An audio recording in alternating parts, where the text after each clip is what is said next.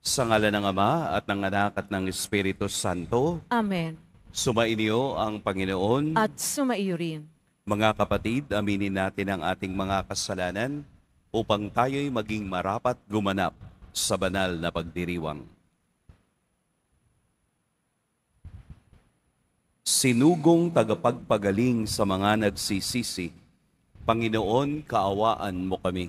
Panginoon, kaawaan mo kami.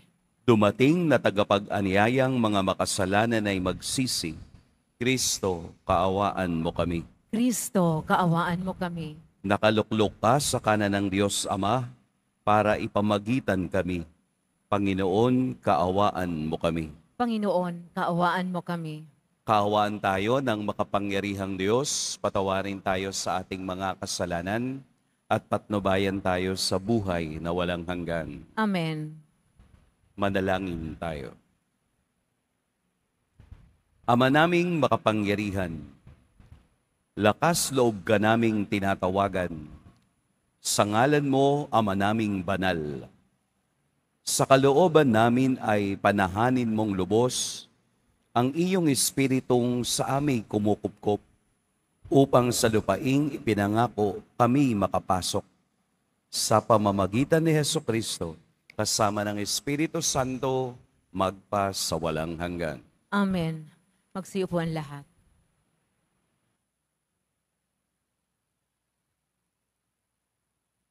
Pagbasa mula sa aklat ni Propeta Ezekiel. Ikalimang araw noon ng ikaapat na buwan ng ikalimang taon ng pagkakatapon kay Haring Joaquin. Ako na saserdote at anak ni Busi ay nasa Kaldea sa babay ng ilog Kebar nang kausapin ng Panginoon. Nang ako'y tumingala, naramdaman ko ang malakas na hangin nagmumula sa hilaga at nakita ko ang makapal na ulap na naliligid ng liwanag. Tuwing kikidlat, may isang bagay na kumikislap parang makinang na tanso. Sa sentro ng bagyong ito, may apat na nilalang na buhay na anyong tao. Nang sila'y lumipad, parang lagaslas ng malaking baha ang dinig ko sa pagaspas ng kanilang mga pakpak, parang ugong ng tinig ng Diyos na makapangyarihan sa lahat, parang ragasa ng isang malaking hukbo. Nang sila'y tumigil, ibinaba nila ang kanilang mga pakpak at mula sa ibabaw ng bubungan, narinig isang malakas na tinig.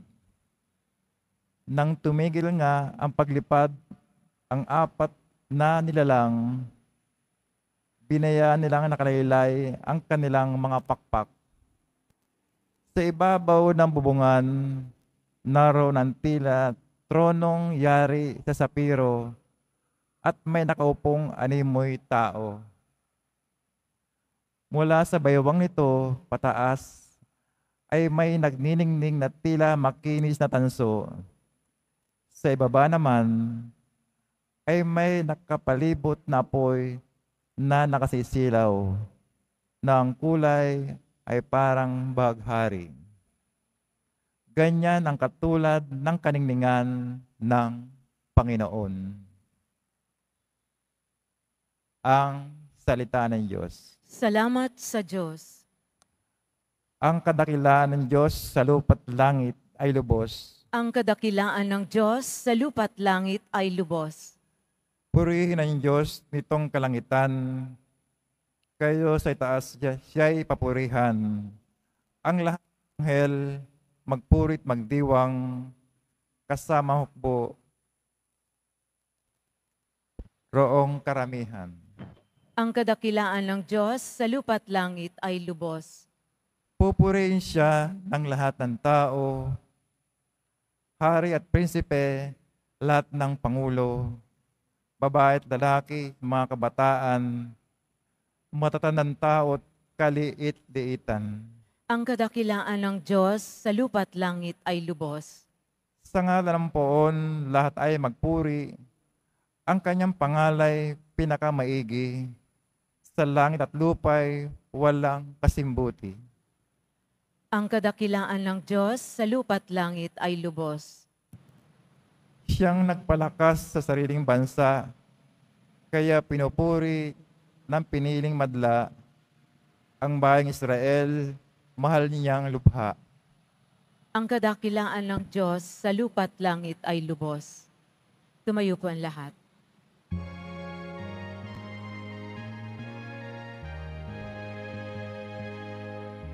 Alleluia, Alleluia, Alleluia,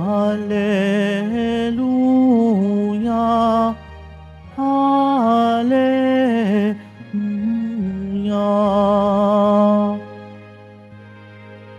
Tayo'y tinawag ng Diyos upang magningning na lubos sa aral ni Kristo Jesus. Alleluia, Alleluia, Alleluia, Alleluia.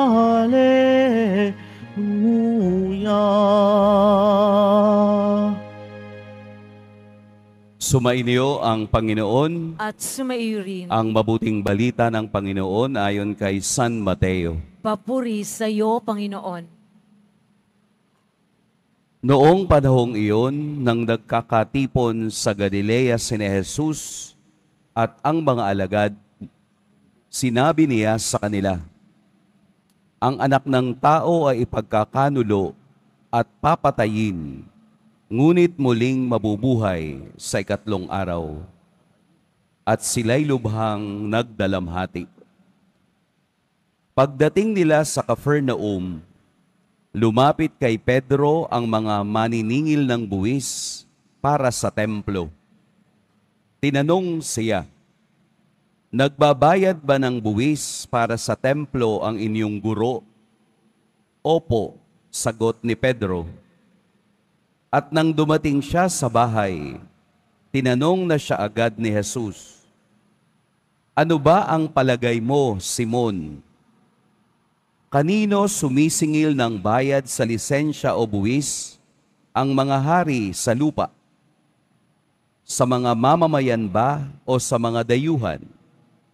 "Sa mga dayuhan po," tugon niya. Sinabi ni Jesus, "Kung gayon, hindi pinagbabayad ang mga mamamayan. Gayunman, para wala silang masabi sa atin, pumaroon ka sa lawa at ihagis mo ang kawil. Kunin mo ang unang isdang mahuhuli.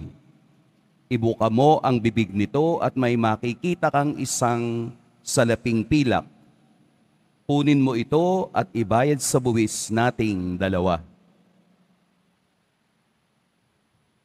Mga kapatid, ang mabuting balita ng Panginoon. Pinupuri ka namin, Panginoong Heso Kristo. Magsiupo ang lahat. Magandang umaga po sa lahat.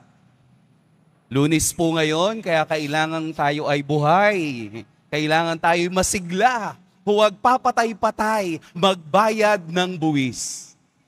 Ang ganda ng pasimula ng ating ikalawang araw. Unang araw ay Linggo, ikalawang araw ay Lunes, oras at araw ng trabaho.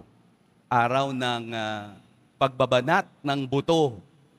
Nakita po natin sa Ebanghelyo ay dalawang bahagi. Ang unang bahagi ay ang ikalawang prediction, yung mangyayari kay Jesus na ikinadalamhati ng kaniyang mga alagad. At ang ikalawang bahagi naman ay tungkol sa pagbabayad ng buwis. Kaya po ang buwis ay mas matanda pa sa ating lahat.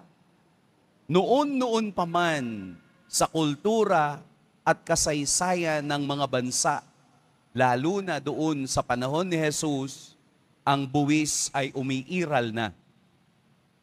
Kaya po sa Ebanghelyo, makakakita tayo ng maliit na himala. na himala na inutusan ni Jesus si Pedro na mamingwit doon sa isang lawa at doon ay makikita mo sa bibig ng isang isda ang isang salapi. Ibayad mo yon para sa ating dalawa. Nakita niyo na masunurin si Jesus. Bilang isang Hudyo, siya ay nagbabayad o nagbibigay ng tax o lisensya o buwis sa templo. Pero bago yon, meron silang usapan. Yung usapan nila, ano sa palagay mo, Simon? Kanino sumisingil ng bayad sa lisensya? Ang mga hari sa lupa, sa mamamayan po. Malalim ito, pero magandang pag-usapan natin. Bakit po iyon ang tanong ni Jesus kay Simon? Dahil si Jesus ay anak ng hari. At ang anak ng hari noong unang panahon, hindi dapat magbayad ng buwis. Sino ba ang hari? Ang ama.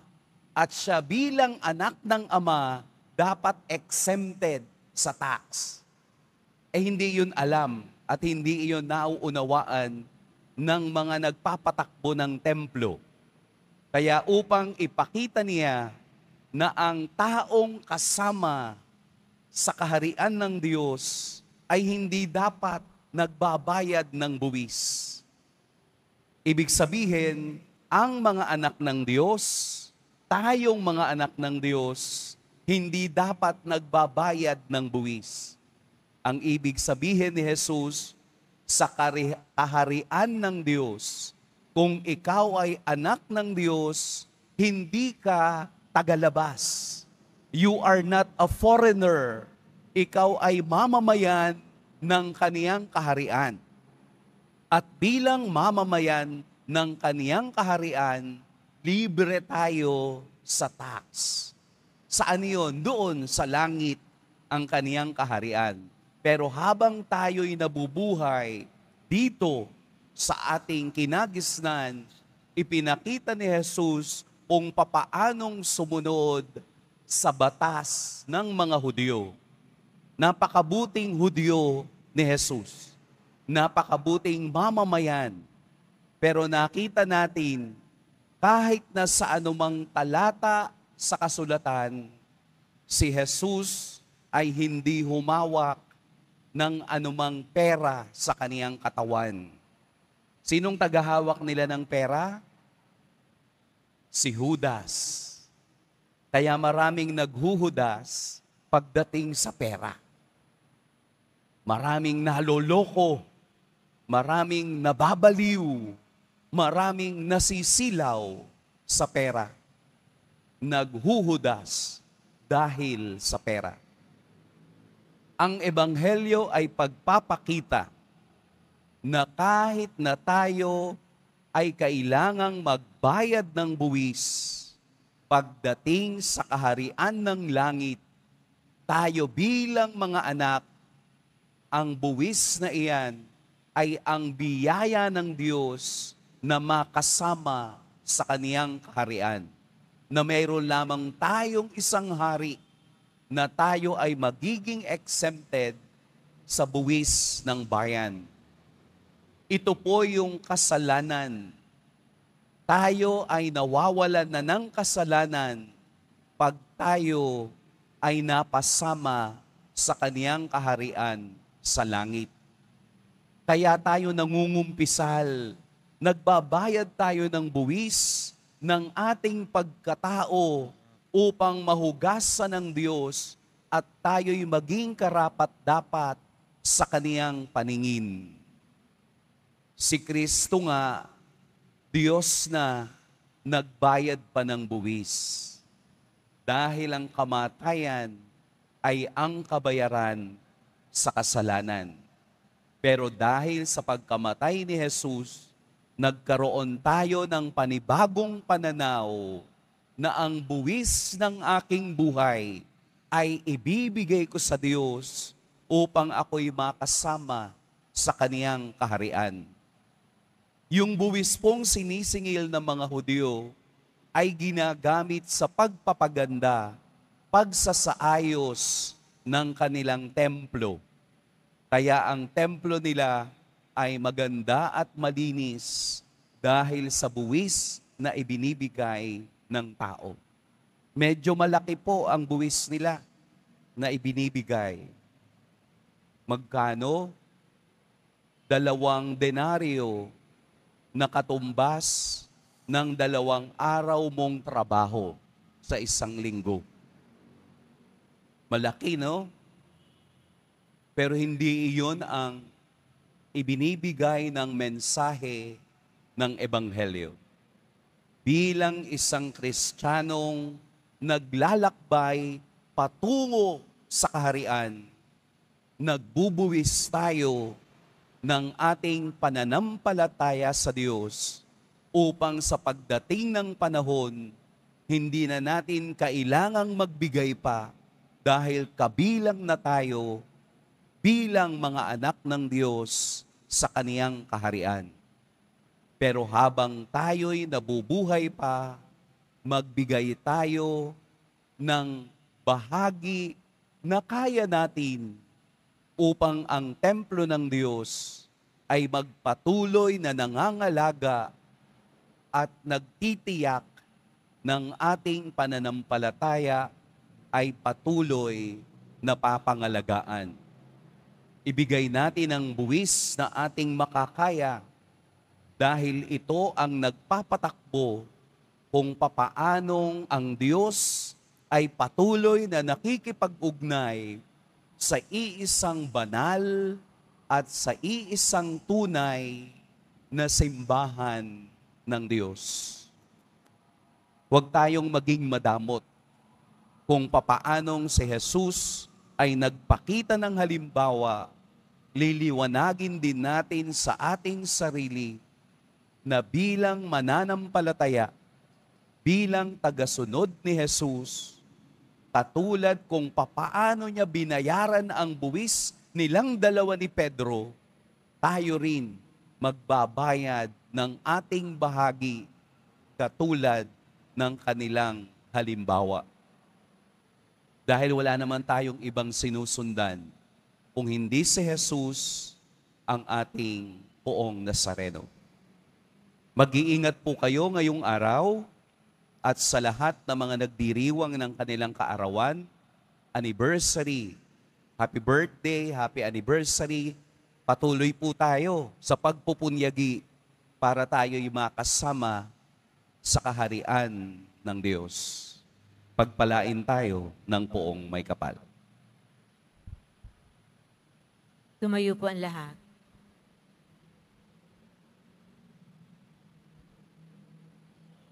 Minamahal kong mga kapatid, sa ating kahinaan at pangangailangan, dumulog tayo sa Diyos na atin dapat sundin at paglingkuran, sapagkat Siya ang pinagmumula ng lahat ng kapangyarihan sa sandaigdigan. Ama, mamuhay nawa kami sa Espiritu ng iyong anak. Ama, mamuhay nawa kami sa Espiritu ng iyong anak. Ang simbahan, saan mang dako ng daigdig, naway walang takot na magpahayag ng pinahalagang katarungan at kapayapaan, manalangin tayo. Ama, mamuhay nawa kami sa Espiritu ng iyong anak. Ang lahat ng tao naway makabahagi ng tama sa mga material at spiritual na bagay ng daigdig at ang mga organisasyong sibiko at estado naway makatulong sa pagtatanggol sa mga mahihina at mga mahihirap, manalangin tayo. Ama, mamuhay nawa kami sa Espiritu ng iyong anak. Ang lahat ng mamamayan naway magkaroon ng malakas na kamulatan sa sibikong tungkulin at maging aktibo sila na makilahok tungo sa pangkahalatang kabutihan, manalangin tayo. Ama, mamuhay nawa kami sa Espiritu ng iyong anak. Tayo naway maging mga daan ng pag-ibig at kalinga ni Kristo para sa mga sakit at mga nagdurusa, manalangin tayo. Ama, mamuhay nawa kami sa Espiritu ng iyong anak. Ang mga yumao naway magkaroon ng kasiyahan sa kaharian ng kapayapaan. Manalangin tayo. Ama, mamuhay nawa kami sa espiritu ng iyong anak. Ama ng awa, dapat na gamitin ang lahat ng talento sa lupa para sa pagsusulong ng paghahari ng iyong katarungan, kapayapaan at pagkakapatiran ng iyong bayan. Sa pamamagitan ng aming bukas loob na kaharian dito sa lupa, hinihiling namin ito sa pamamagitan ni Kristong aming Panginoon. Amen. Magsiupo ang lahat.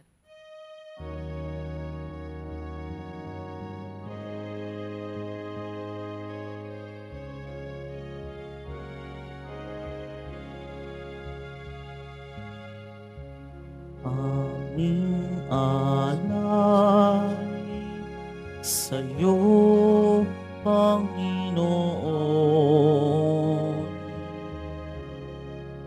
Ang tinapay at alak na iyong kaloob upang ulitain ang iyong buhay na inialay nang tayo'y magdiwang bilang isang sambayanan.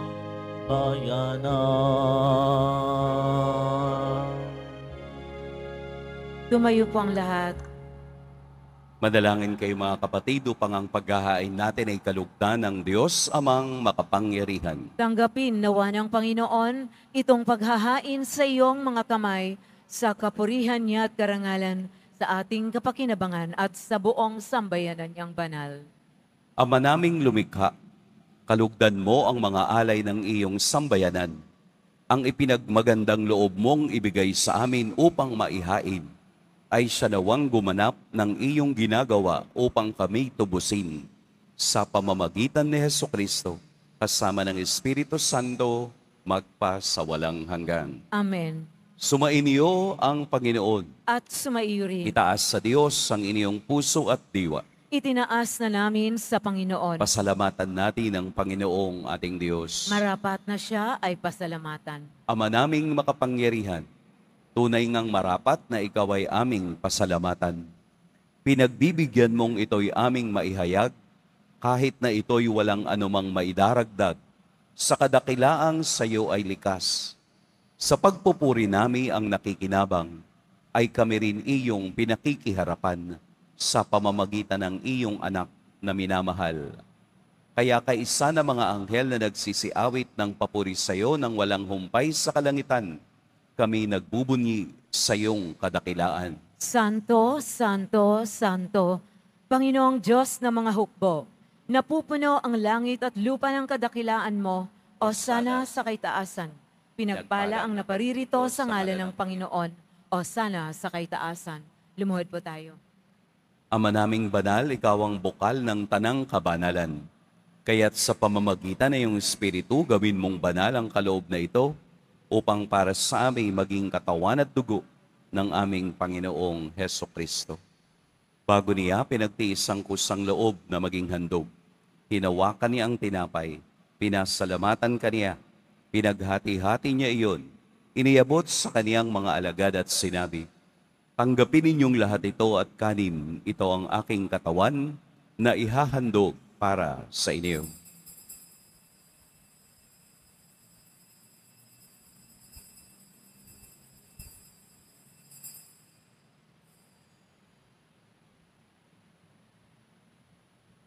Gayun din naman noong matapos ang hapunan, hinawakan niya ang kalis, muli kaniyang pinasalamatan. Inabot niya ang kalis sa kaniyang mga alagad at sinabi, "Tanggapin ninyong lahat ito at inumin, ito ang kalis ng aking dugo, ng bago at walang hanggang tipan, ang aking dugo na ibubuhos para sa inyo at para sa lahat, sa ikapagpapatawad ng mga kasalanan. Gawin ninyo ito sa pag-alala sa akin."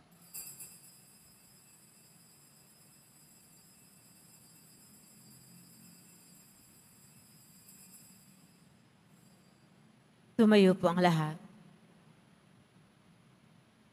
Ipagbunyi natin ang misteryo ng pananampalataya. Si Kristo'y namatay, si Kristo'y nabuhay, si Kristo'y babalik sa wakas ng panahon. Ama, ginagawa namin ngayon ang pag-alala sa pagkamatay at muling pagkabuhay ng iyong anak.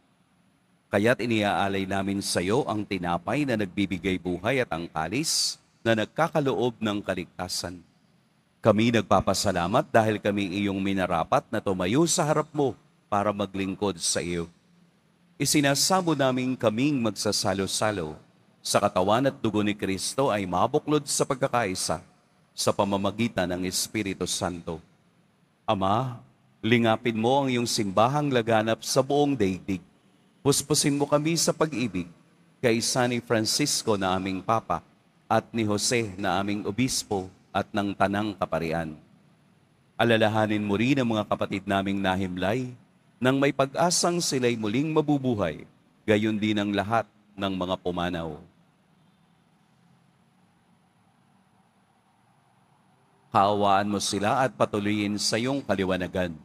Kaawaan mo at pagindapating kaming lahat na makasalo sa iyong buhay na walang wakas.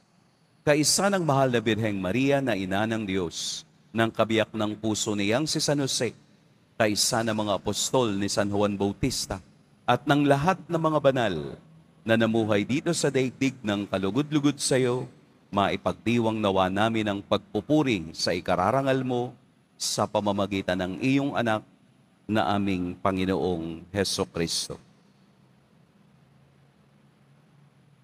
Sa pamamagitan ni Kristo, kasama niya at sa Kaniya, ang lahat ng parangal at papuri sa iyo, Diyos, Amang makapangyarihan, kasama ng Espiritu Santo, magpa sa walang hanggan. Amen. Sa tagubilin ng nakagagaling na utos at sa turo ni Jesus na Panginoon natin at Diyos, ipahayag natin ng lakas loob.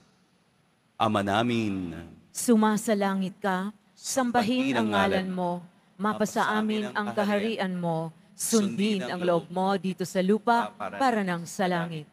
Bigyan mo kami ngayon ng aming kakanin sa araw-araw at patawarin mo kami sa aming mga sala para ng pagpapatawad namin sa nagkakasala sa amin at huwag mo kaming ipahintulot sa tukso at iadya mo kami sa lahat ng masama.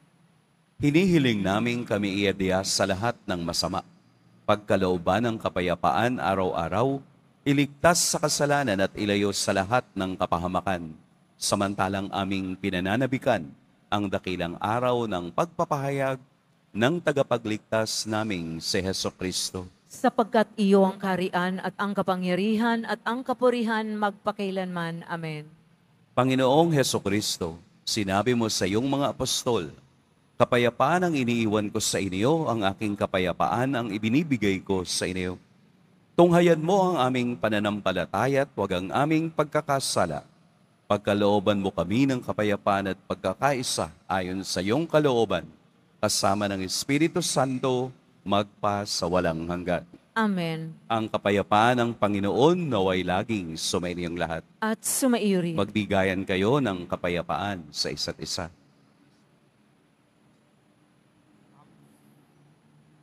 Kordero ng Diyos na nag-aalis ng mga kasalanan ng sanlibutan, maawa ka sa amin. Kordero ng Diyos na nag-aalis ng mga kasalanan ng sanlibutan, maawa ka sa amin. Kordero ng Diyos na nag-aalis ng mga kasalanan ng sanlibutan, ipagkaloob sa amin ang kapayapaan. Lumuhod po ang lahat. Ito ang kordero ng Diyos, ito ang nag-aalis ng kasalanan ng sanlibutan. Mapapalad ang mga inaanyayahan sa kaniyang piging. Panginoon, hindi ako karapat-dapat na magpatuloy sa iyo, ngunit sa isang salita mo lamang ay gagaling na ako.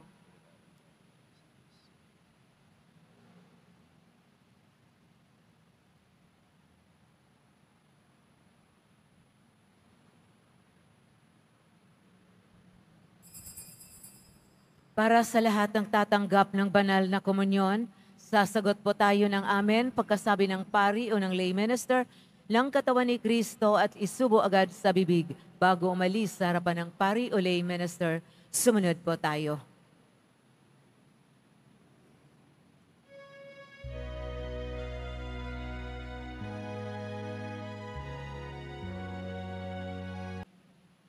Tumayo na po ang lahat.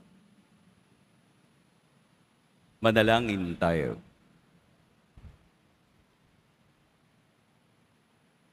Ama naming mapagmahal, ang pakikinabang namin sa piging na banal ay magdulot nawa sa amin ng kaligtasan at magtanghal sa amin sa luningning ng iyong katapatan.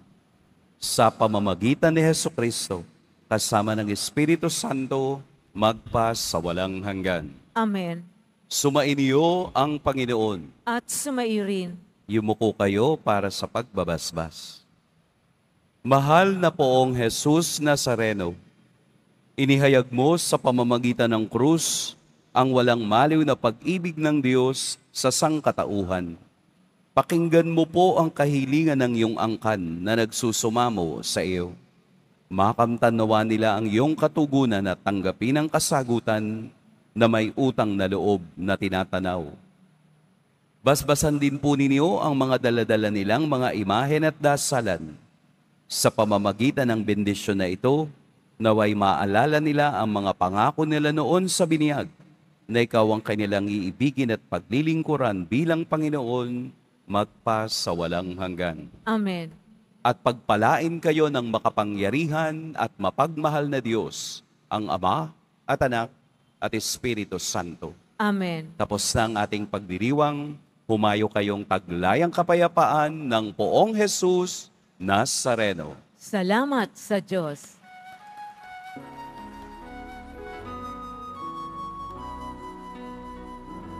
Nuestro Padre Jesus Nazareno, sinasamba ka namin.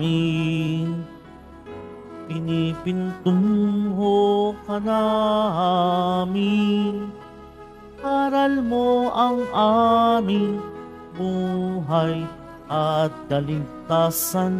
Nuestro Padre Jesus Nazareno, iligtas mo kami sa kasalanan. Ang krus mong kinamatayan ay sagisag ng aming kaligtasan. Nuestro Padre Jesus Nazareno, inarangal ka namin.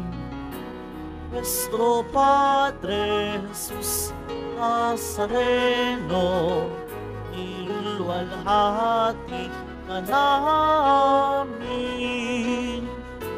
Nuestro Padre Jesus Nazareno, dinarangal ka namin. Nuestro Padre Jesus Nazareno, niluwalhati ka namin.